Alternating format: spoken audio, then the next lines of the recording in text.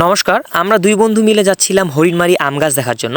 তো সেখানে বটের হাটের ঠিক পশ্চিম পাশে একজন কাকা পরম যত্নে আমাদের বাঙালিদের ব্যবহার করা জিনিসপত্র অত্যন্ত চমৎকারভাবে তৈরি করছেন। যে কোনো জিনিসের মধ্যে যখন নান্দনিকতা থাকবে অবশ্যই যে কারো এই জিনিসগুলো পছন্দ হইতেই হবে। এগুলো হচ্ছে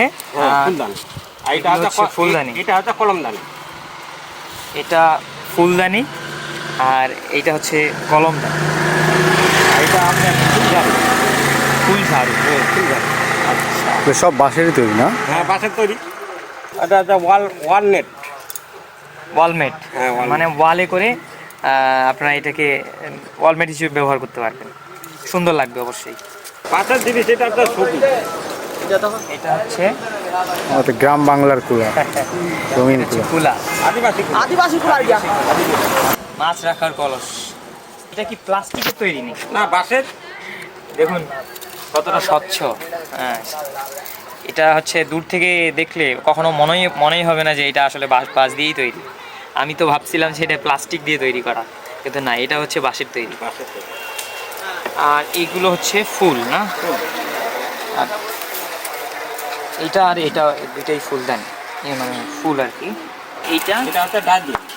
ডাস্টবিন, পরিবেশ বান্ধব ডাস্টবিন, খুবই চমৎকার।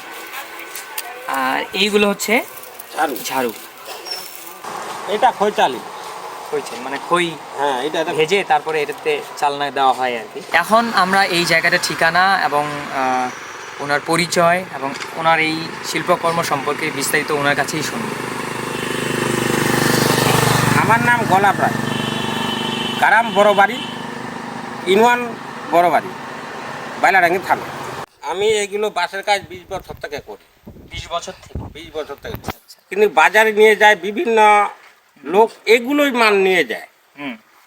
বেচা কিটা খুব কম।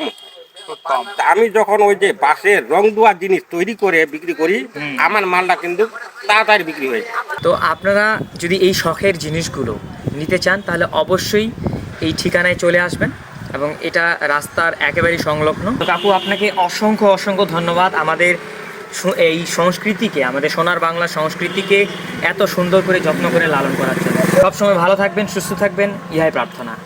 ধন্যবাদ।